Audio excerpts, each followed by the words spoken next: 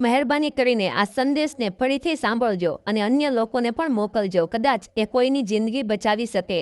આપણે સૌ હવે વયસ્ક થઈ ગયા છીએ, એટલે દરેકે આ વાત પર ધ્યાન આપવું ખૂબ જરૂરી છે. માત્ર 1 મિનિટ કાઢીને આ લેખ જરૂરથી વાંચો, સાંભળો. તે તમારા માટે, તમારા પરિવાર માટે, તમારા મિત્રો માટે ઉપયોગી સાબિત થઈ શકે છે. એક જૂના સાથીઓના સમૂહ મિલન દરમિયાન એક મહિલા પાર્ટીમાં હાજર હતી. તે કોઈ કારણસર પડી ગઈ. મિત્રોએ ડૉક્ટરને બતાવવાની સલાહ આપી, પણ તેનું કહેવું હતું કે એ તો નવા જૂતાથી પલટી ગઈ છે અને બધું ઠીક છે. મિત્રોએ મદદ કરી અને ખાવાનું આપ્યું. પછી એ સહેલાઈથી બધાની સાથે આનંદ માણતી રહી. પરંતુ એ સાંજના 6 વાગે અચાનક સ્ટ્રોક આવવાથી હોસ્પિટલમાં દાખલ કરવામાં આવી અને તેમનો મૃત્યુ થયો.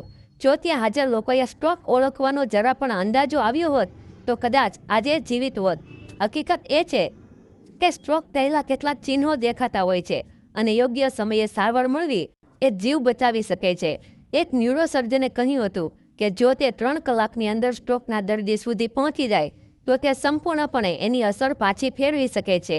મૂળ વાત એ છે કે સ્ટ્રોકને ઓળખવાને તરત સારવાર કરાવી અને આ મુશ્કેલ નથી. સ્ટ્રોકને ઓળખવા માટે 3 સરળ પગલાં યાદ રાખો: S, T અને R. જ્યારે કોઈ વ્યક્તિને સ્ટ્રોક થયો હોય એવું શંકાસ્પદ લાગતું હોય ત્યારે આ 3 પ્રશ્નો જરૂર પૂછો. S એટલે સ્માઇલ, દર્દીને સ્મિત કરવા કહો.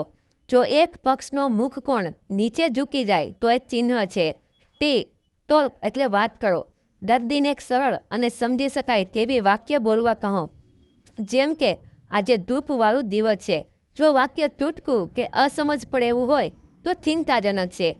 R એટલે રાઈઝ, ઊંચું કરો. દર્દીને બંને હાથ ઉપાડવા કહો. જો એક હાથ નીચે પડી જાય તો એ ચિહ્ન છે. વધુ એક ચિહ્ન એ દર્દીને જીભ બહાર કાઢવા કહો. જો જીભ વાંકી હોય અથવા એક બાજુ ઝૂકી ગઈ હોય તો એ પણ સ્ટ્રોકનું સંકેત છે. જો ઉપર જણાવેલા 4 પૈકી કોઈ એક પણ પરીક્ષણ દર્દી ના કરી શકે તો તરત એમ્બ્યુલન્સ બોલાવો અને EMTને આ લક્ષણો જણાવી દો. એક કાર્ડિયોલોજિસ્ટ તજજ્ઞે જણાવ્યું છે કે જો આ સંદેશ મળનાર દરેક વ્યક્તિ ઓછામાં ઓછા 10 લોકો સુધી પહોંચાડશે તો ઓછામાં ઓછા એક જીવન તો બચી શકે છે.